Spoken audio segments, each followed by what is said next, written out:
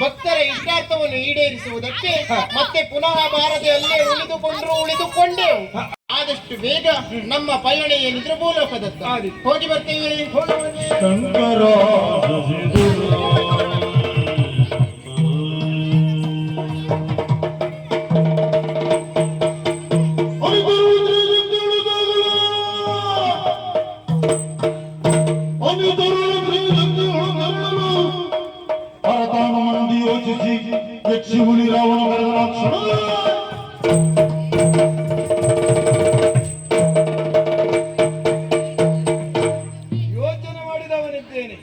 ಇವರಿಗೀಗಾಗಲೇ ಮೂವರು ಒಟ್ಟಾಗಿ ಒಂದು ಶಕ್ತಿಯಾಗಿ ಭೂಲೋಕದತ್ತ ಸಾಗ್ತಾ ಇದ್ದಾರೆ.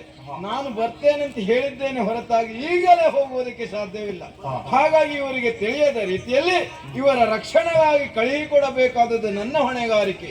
ಹಾಗಾಗಿ ನಮ್ಮಲ್ಲಿರುವಂತಹ ಗಣಗಳಲ್ಲಿ ಹುಲಿರಾಯ ಹಾಗೂ ಯಕ್ಷನನ್ನು ಕರೆದು ಅವರೊಟ್ಟಿಗೆ ಕಳುಹಿಸಬೇಕು. ಹಾಗೆ ಮಾಡಿದೆ ಅಂತಾದ್ರೆ ಕಾರ್ಯ ಮಾಡುವುದಕ್ಕೆ ಸಾಧನೆ ಆದಿತ್ತು. ಹಾಗಾಗಿ ಎಲ್ಲಿ ಯಕ್ಷ ಹಾಗೂ ಹುಲಿರಾಯ, ಬನ್ನಿ ಬನ್ನಿ ಬನ್ನಿ. ಈ ಯಕ್ಷ ಹುಲಿರಾಯ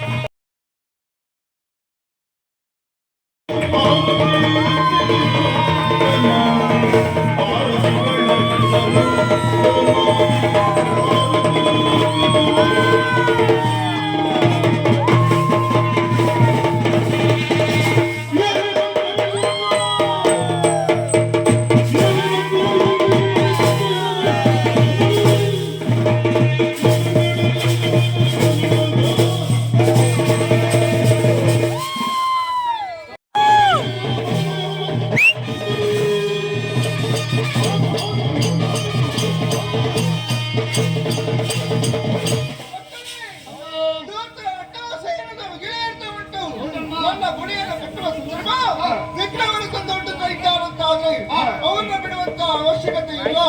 ಅವರ ಬಗ್ಗೆ ನಾನು ಯೋಚನೆ ಮಾಡುತ್ತೇನೆ. ಜಯ ಜಯ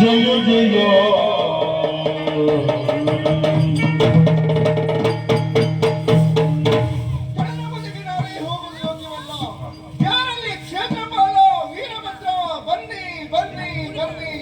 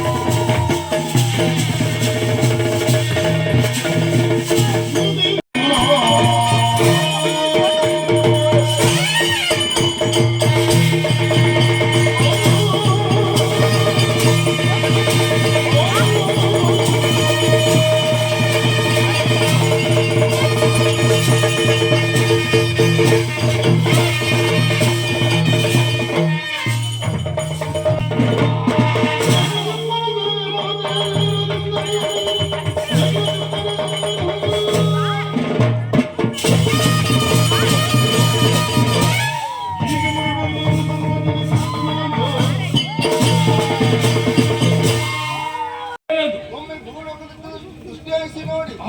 ಯಾಕಂತೇಳಿದ್ರೆ ನನ್ನ ಗುಡಿಯನ್ನು ಕಟ್ಟುವಂತ ಸಂದರ್ಭ ದೂತರ ಅಟ್ಟಾಸೆ ಎನ್ನುವುದು ಮುಗಿಲಿರುತ್ತ ಉಂಟು. ನಿಮ್ಮಲ್ಲಿವರಿಗಾಗಿ ಹೋಗಿ ಆ ದೂತರಿಗೆ ತಕ್ಕ ಶಿಕ್ಷೆಯನ್ನು ಕೊಡಬೇಕು. ಇದಕ್ಕೆ ನಿಮ್ಮ ಅಭಿಪ್ರಾಯ ಹೇಗೆ?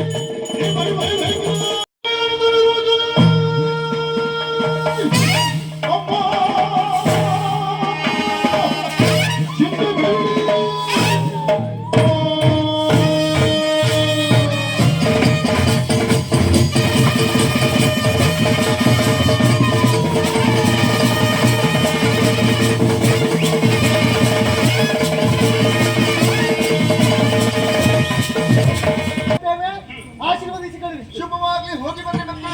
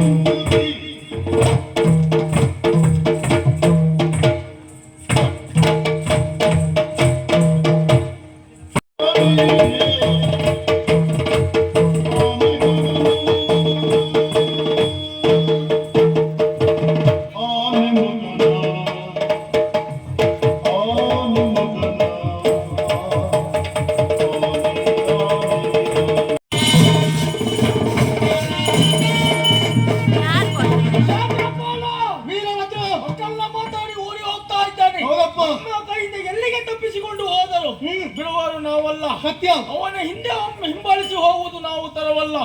ಯಾಕೆ ಹೇಳಿ ನಾವು ದೇವಂತ ಸಂಭೂತರು. ನಮಗೆ ಮಾಯಾಶಕ್ತಿ ನಮಗೆ ಗೊತ್ತಿಲ್ವೇ? ನಮ್ಮ ಮಾಯಾಶಕ್ತಿಯಿಂದ ಅವರನ್ನು ನಮ್ಮಲ್ಲಿ ವಶ ಮಾಡಿಕೊಡ್ಬೇಕು. ಹಾಗಾಗಿ ತಡ ಮಾಡಲ್ಲ.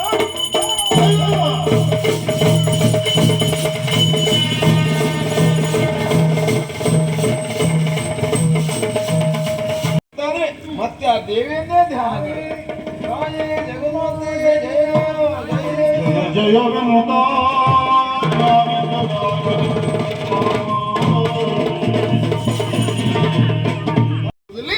ಇಲ್ಲಿ ನಾವು ಬಲಿಯಾಗ್ಲಿಕ್ಕಿದ್ದೇನೋ ಅದೇ ಸ್ಥಳದಲ್ಲಿ ಎಲ್ಲವನ್ನು ಹೇಳುತ್ತೇನೆ. ಶುಭವಾಗಲಿ ಮಕ್ಕಳೇ.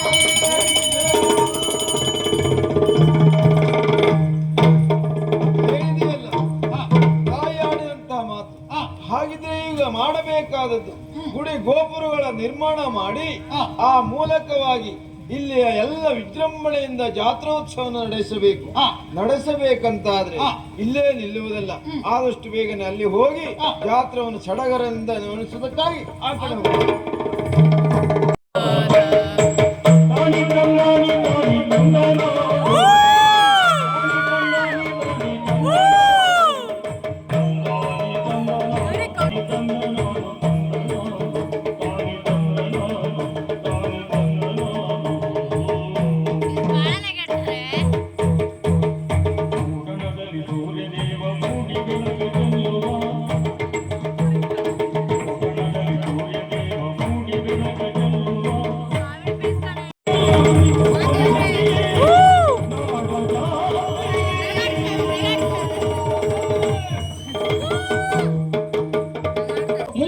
ದುಂಬಿಗಳಂತೆ, ನಾಸಿಕವು ಸಂಪಿಗೆಯಂತೆ, ನೀ ನಗಲು ಹೂಬಿರಿದಂತೆ.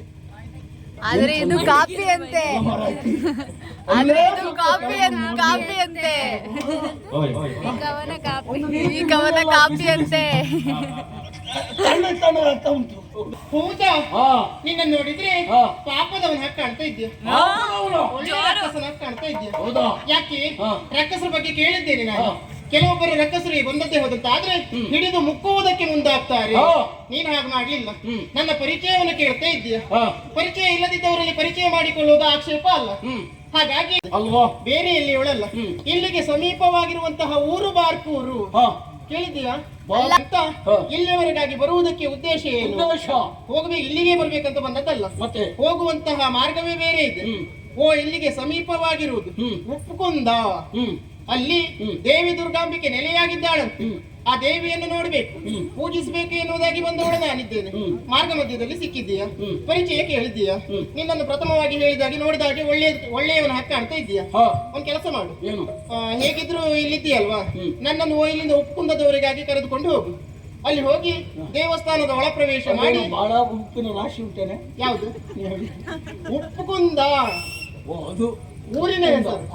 ಮತ್ತೆ ಬೇರೆ ಎಲ್ಲ ತಿಳ್ಕೊಳ್ಬಾರ್ದು. ಹಾಗಾಗಿ ಅಲ್ಲಿಗೆ ಹೋಗಿ ದೇವಿ ದುರ್ಗಾಂಬಿಕೆಯ ದೇವಸ್ಥಾನದ ಒಳ ಪ್ರವೇಶ ಮಾಡಿ ದೇವಿಯನ್ನು ಪೂಜಿಸಿ ತೀರ್ಥ ಪ್ರಸಾದವನ್ನು ತೆಗೆದುಕೊಂಡು ಆ ಬಳಿಕ ನನ್ನನ್ನು ನನ್ನ ಅರಮನೆಯವರೆಗಾಗಿ ಬಿಟ್ಟು ಇತ್ತ ಕಡೆಯಲ್ಲಿ ಬಾ. ನಮ್ಮ ಅಪ್ಪನಿಗೆ ಹೇಳಿ ನಿನಗೆ ಎಷ್ಟು ಬೇಕೋ ಅಷ್ಟು ಕೊಡಿಸ್ತೇನೆ. ಇಷ್ಟು ನಾನು ಮಾಡಿದ್ರೆ ನೀನು ಅಷ್ಟು ಕೊಡಿಸ್ತೀಯ? ಹೌದಪ್ಪ. ನಿನ್ನನ್ನು ತಡೆದು ನಿಲ್ಲಿಸಿ ಮಾತಾಡಿಸಿದ್ದು ಅದಕ್ಕಲ್ವೇ? ಮತ್ತೆ ಏನಿಲ್ಲ ಅಂಬರೀ.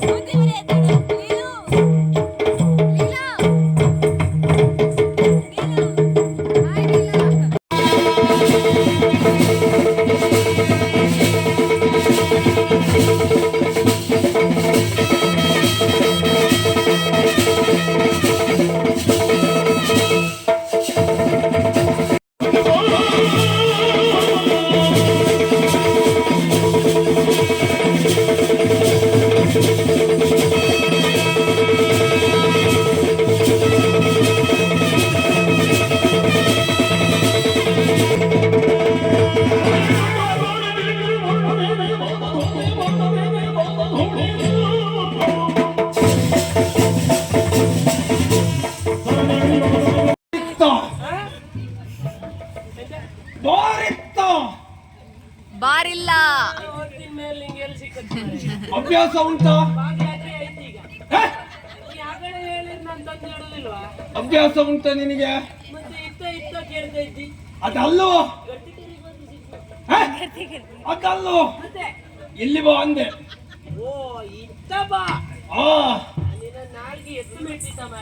ನಿನ್ನ ಕಿವಿ ಚಪ್ಪಾದ ನಾನು ಹೊಣೆಗಾರ ಅಲ್ಲ. ತೊಂದರೆ ಇಲ್ಲ. ಇದು ಎಂತ ಇದೆ? ಏನೋ ಇದು ಹೊಸ ವರ್ಷಕ್ಕಿದ್ನ ಸುಡ್ಲಿಲ್ವಾ? ಎಂತದ ಬೆಚ್ಚಪ್ಪನ? ಯಾರ ಬೆಚ್ಚಪ್ಪ? ಅಲ್ಲ, ಇದು ದೇವಸ್ಥಾನಕ್ಕೆ ತಂದಿರಿಸಿ ತಟ್ಟಿರ ಏನೇನು? ಅದು ನೀನಾದೀತು. ಅಲ್ಲ, ಮತ್ತೆ ನೀವು ಯಾರು? ನಿನ್ನನ್ನು ನೋಡಿದ್ರೆ ವಿಕಾರ ಗೊಂಬೆ ಹಾಗೆ ಕಾಣ್ತಾ ಇದ್ದೀಯ. ಹಾ? ಏಯ್, ಹಾ? ಏನ್ ಮಾಡ್ತಾ ಇದ್ದೀಯ? ದೇಗುಲ ನಿರ್ಮಾಣ. ಏನ? ದೇಗುಲ ನಿರ್ಮಾಣ. ಯಾರ ಆಜ್ಞೆ ಪಡೆದೆ? ಮಹಾರಾಜರ ಆಜ್ಞೆ. ನಿನ್ನ ಮಹಾರಾಜ ಸತ್ತ. ಸತ್ತ? ನನಗೆ ಹಣ ಕೊಡುದು ಯಾರು? ಏ, ಹಣ ಎಷ್ಟು ಬೇಕು ಹೇಳು, ನಾನು ಕೊಡ್ತೇನೆ. ಹಾ, ಹಾ, ಹಾ. ನನ್ನ ಆಜ್ಞೆಯಂತೆ ನಡೆಯಬೇಕು. ನೀವೇ ಯಾರ್ಯಾರ ಹತ್ರ ಬೇಡುವವರಾಗಿ ಕಾಣ್ತಾ ಇದ್ದೀರಿ. ಏಯ್, ನೀವು ನನಗೆ ಹಣ ಕೊಡುವುದಾ? ಯಾರು ನೀನು ಬೇಡುವವ? ಹಾ? ಆ, ಹಾ. ಏನ್ ಮಾಡ್ತಾ ಇದ್ದೀಯ? ಹೇಳಿದ್ದಲ್ವಾ ದೇಗುಲ ನಿನಗೆ ಅಂತ ಅಂಗಡಿ ದೂರುವ. ಇದೆಂತದ್ದ? ಯಾವ್ದು? ಇದು ನನಗೆ ಸನ್ಮಾನ ಅದ. ಹೌದಾ? ಚಿನ್ನದ ಕರಡಿ. ಅದು ಕೈಯಲ್ಲಿ ಹಿಡ್ಕೊಂಡೇ ತಿರುಗುದಾ? ಗೊತ್ತಾಗ್ಬೇಕಲ್ವ ಸನ್ಮಾನ ಆದದ್ದು ಎಲ್ಲರಿಗೆ. ಹಾ ಹಾ ಹಾ. ಮನೆಯಲ್ಲಿ ಇಟ್ರೆ ಗೊತ್ತಾಗ್ತದ. ವಿಶೇಷವಾದ ಸನ್ಮಾನ ಹಾ. ಇದೆಲ್ಲ ಬೇಕಾಗ್ತದೆ. ಹ್ಮ್. ಅದು ಏನಂದ? ಇದು ಕರಡಿ ಕರಡಿ. ತಾಪಿ ತಾಪಿ. ಕಾಪಿಯ? ಕಾಪಿ ಅಲ್ಲ, ನೀನೊಬ್ಬ ಪಾಪಿ. ಪಾಪಿ ಎಂತೆಯ ಎನ್ನ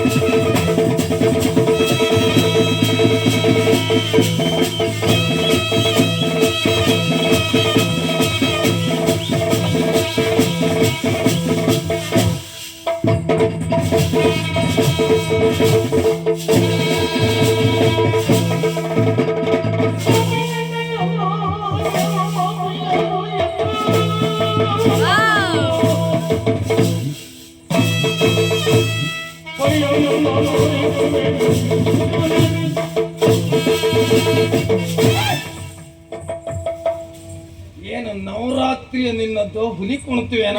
ಎಂತಕ್ಕೆ? ಏನಾದು? ಅಲ್ಲ, ಹೀಗೆ ಮಾಡುವುದು, ಹೀಗೆ ಮಾಡುವುದು, ಹೀಗೆ ಮಾಡುವುದು. ಅದು ನನ್ನ ಶೈಲಿ. ಓ, ನಿನ್ನ ಶೈಲಿಯ? ಸಿಂಹಾದ್ರಿಯ ಸಿಂಹ. ನಾನು ನಿನಗೆ ಈ ಕತ್ತಿ ಕೊಡುವ ಅಂತ ತಿಳ್ಕೊಂಡು ಯಾವ್ದೋ ರೋಗ ಅಂಟಿಕೊಂಡಿದೆ ಅಂತ. ನನಗೆ ಅಂತ ಕಬ್ಬಿಣ ಕಾಯಿಲೆ ಉಂಟಾ? ಮತ್ತೆ ಅಲ್ಲ, ಎಂತ ಅಂದೆ ನೀನು? ಆ ಕಾಯಿಲೆ ಐತವ್ರಲ್ಲ ಹಾಗೆ ಮಾಡೋದು. ಪಾಪಿ ಅಂದ್ಯ. ಹಾ, ಪಾಪಿ. ಕಾಪಿ ಅಂದ್ಯ. ಏ, ಅಷ್ಟು ಒಳ್ಳೆ ಚಾ ಕೊಟ್ರು ಮಾರ, ಆದ್ರೂ ಕಾಪಿ. ಅಲ್ಲ, ನೀ ಎಂತ ಅಂದದ್ದು? ನೀನೊಬ್ಬ ಪಾಪಿ.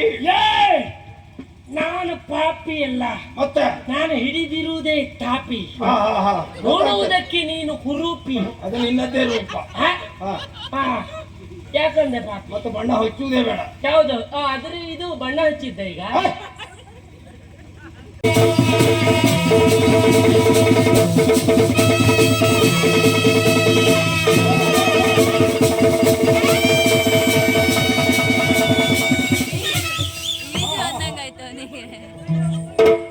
ನಾ ಸೊತ್ತು ಇಲ್ಲ ಮರ್ರೆ. ನಿನಗೆ ಕೊಡುವ ಸಂಬಳಕ್ಕೆ ಅಷ್ಟೇ ಸಾಕು.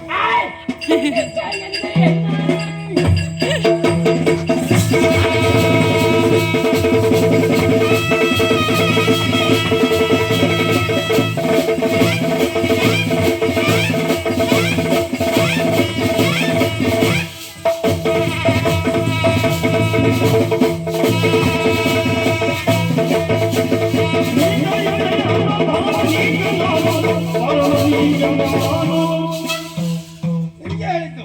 ಯಾರಿಗೆ ಗೊತ್ತು ಹೇಳು? ನನ್ನ ವಧಿಸಿ ನಿನ್ನ ಗುಡಿಯ ನೀರೇ ನಿರ್ಮಾಣ ಮಾಡು, ನಿನ್ನ ಶಕ್ತಿಯನ್ನು ಭೂಮಿಗೆಲ್ಲರಿಗೂ ತೋರಿಸುತ್ತಾ ಎಂದು.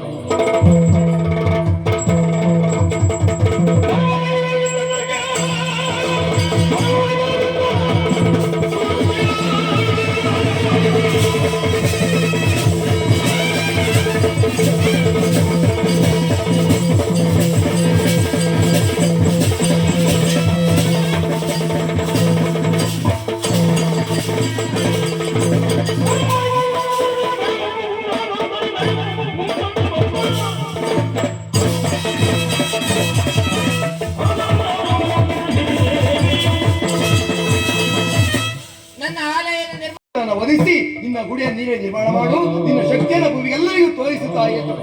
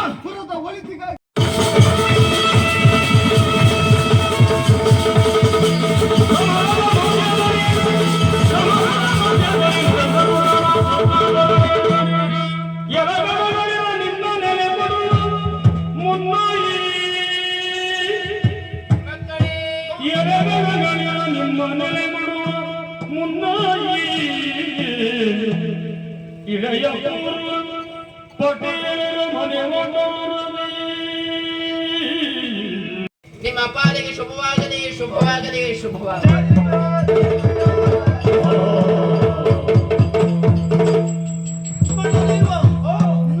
ನಾವು ಮಾಡುವಂತಹ ಕಾರ್ಯ ಧರ್ಮ ರಕ್ಷಣೆಯ ಕಾರ್ಯ. ನಮಗೊಂದು ನೆಲೆ ಬೆಲೆ ಸಿಕ್ಕಿತು ಎಂಬಲ್ಲಿಗೆ ಇನ್ನು ಮುಂದೆ ನಾವು ಮಾಡಬೇಕಾದದ್ದು ಧರ್ಮ ರಕ್ಷಣೆ.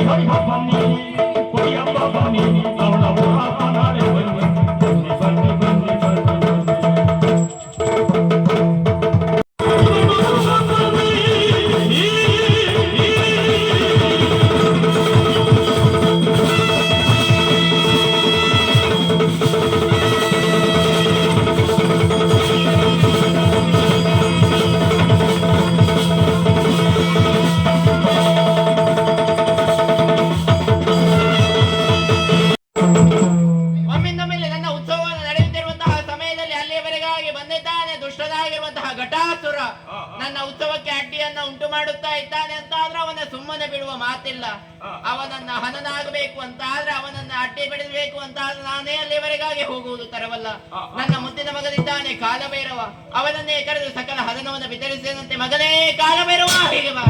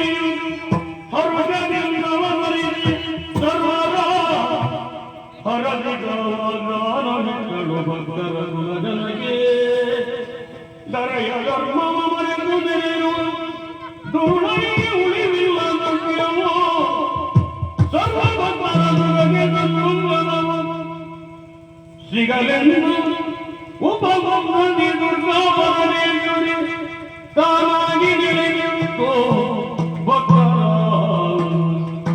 ಪೊರೆವೆನೆಂದನು. ಒಪ್ಪಂದಗೊಂಡಿದೆ. ಇನ್ನು ನಾವು ಮರಳಿ ನಮ್ಮ ಕೈಲಾಸವನ್ನು ಸೇರಬಹುದು ಎನ್ನುವ ಹಾಗೆ ಅದರ ಅನಿವಾರ್ಯತೆ ಇಲ್ಲ. ಧರ್ಮ ರಕ್ಷಣೆಗಾಗಿ ದೇವೆಯನ್ನು ಭೂಮಿಗಿಳಿದವರೇ ಇದ್ದೇವೆ. ಇನ್ನು ಮುಂದೆಯೂ ನೀವು ಭೂಮಿಯಲ್ಲಿ ನೆಲೆಯಾದರೂ ತನ್ಮೂಲಕವಾಗಿ ಧರ್ಮ ರಕ್ಷಣೆಯ ಕಾರ್ಯ ಎನ್ನುವುದು ನಿಮ್ಮಿಂದಾಗಬೇಕಾಗಿದೆ. ಕೇವಲ ಅಷ್ಟು ಮಾತ್ರವಲ್ಲ, ಈ ಉಪ್ಪುಗುಂದ ಎನ್ನುವಂತಹ ಪವಿತ್ರ ಧರ್ಮವಾದಂತಹ ಕ್ಷೇತ್ರದಲ್ಲಿ ನಾನೇ ನೆಲೆಯಾಗುವವಳಿದ್ದೇನೆ. ಯಾವ ರೀತಿಯಲ್ಲಿ ದೇವೆಯಿಂದ ಭೂಮಿಗಿಳಿಯಬೇಕೆನ್ನುವ ಯೋಜನೆಯನ್ನು ಹಾಕಿದಾಗ ತ್ರೈಶಕ್ತಿಯಾಗಿದ್ದಂತಹ ನಾನು ಭೂಮಿಗಿಳಿಯುವಾಗ ಏಕಶಕ್ತಿಯಾದವಳಿದ್ದೇನೆ. ಒಮ್ಮೆ ರಮೆ ವಾಣಿಯರು ಒಂದಾಗಿ ಏಕಶಕ್ತಿಯಾಗಿ ಈ ಉಪ್ಪುಂದ ಎನ್ನುವಂತಹ ಪವಿತ್ರತಮವಾದ ಕ್ಷೇತ್ರದಲ್ಲಿ ದುರ್ಗಾ ಪರಮೇಶ್ವರಿ ಎನ್ನುವ ಅಭಿಧಾನದಿಂದ ನೆಲೆಯಾಗುವವಳಿದ್ದೇನೆ. ಕೇವಲ ಅಷ್ಟು ಮಾತ್ರವಲ್ಲ, ನಾನು ನೆಲೆಯಾದ ಬಳಿಕ ನನ್ನ ಪರಿವಾರ ದೈವಗಳಿಗೆ ನೆಲೆ ಎನ್ನುವುದು ಆಗಬೇಕಾಗಿದೆ. ಕಾಲ ಕಾಲಕ್ಕೆ ತಕ್ಕ ಸೇವೆ ಎನ್ನುವುದು ಸಲ್ಲಬೇಕಾಗಿದೆ. ಯಾರು ನನ್ನನ್ನು ನಂಬಿ ಬರ್ತಾರೋ ಅಂತವರಿಗೆ ಮುಂದಿಡುವಂತಹ ಇಷ್ಟಾರ್ಥ ದೇವತೆಯಾಗಿ ನೆಲೆಯಾಗುವವಳಿದ್ದೇನೆ. ನನಗೆ ಪ್ರೀತ್ಯರ್ಥವಾದಂತಹ ಸೇವೆ, ಬೆಳಕಿನ ಸೇವೆ, ಹೂವಿನ ಪೂಜೆ, ಕುಂಕುಮಾರ್ಚನೆ, ಅಲಂಕಾರ ಪೂಜೆ ಮುಂತಾದ ಸೇವೆಗಳು ಕಾಲ ಕಾಲಕ್ಕೆ ನಡೆದುಕೊಂಡು ಬರಬೇಕು. ಮನಸ್ಸಿನಲ್ಲಿ ಸಂಕಲ್ಪವನ್ನ ಮಾಡಿಕೊಂಡು ಅವರು ಹರಕೆಯನ್ನ ಹೊತ್ತದ್ದೇ ಹೌದಂತಾದ್ರೆ ಅವರ ಮನದ ಅಪೇಕ್ಷೆಯನ್ನ ಈಡೇರಿಸ್ತೇನೆ. ಸಂತಾನ ಇಲ್ಲದವರಿಗೆ ಸಂತಾನ ಭಾಗ್ಯ, ಉದ್ಯೋಗ ಇಲ್ಲದವರಿಗೆ ಉದ್ಯೋಗ ಭಾಗ್ಯ, ಗ್ರಹ ಇಲ್ಲದವರಿಗೆ ಗ್ರಹ ಭಾಗ್ಯ, ಸಕಲರಿಗೂ ಸರ್ವ ಆಸೆಯನ್ನ ಈಡೇರಿಸುವುದರ ತನ್ಮೂಲಕವಾಗಿ ಸರ್ವರಿಗೂ ಸನ್ಮಂಗಲವನ್ನ ಉಂಟು ಮಾಡುವವಳಿದ್ದೇನೆ. ಇನ್ನು ಮುಂದಕ್ಕೆ ಈ ರೂಪದಲ್ಲಿ ಕಾಣಸಿಗುವವಳು ನಾನಲ್ಲ, ಈ ಸಮಯದಲ್ಲಿ ಅದೃಶ್ಯಳಾಗುವವಳಿದ್ದೇನೆ. ಇನ್ನು ಮುಂದಕ್ಕೆ ಮೂರ್ತಿ ಸ್ವರೂಪದಲ್ಲಿ ನನ್ನನ್ನು ಆರಾಧಿಸಿ ಅರ್ಚಿಸಬೇಕು ಮಕ್ಕಳೇ. ಇನ್ನು ಮುಂದಕ್ಕೆ ಈ ರೂಪದಲ್ಲಿ ಕಾಣಸಿಗುವವನು ನಾವು ಯಾರ್ಯಾರು ಅಲ್ಲ, ಅದರ ಶಳಾಗುತ್ತೇನೆ, ಅದರ ಶಳ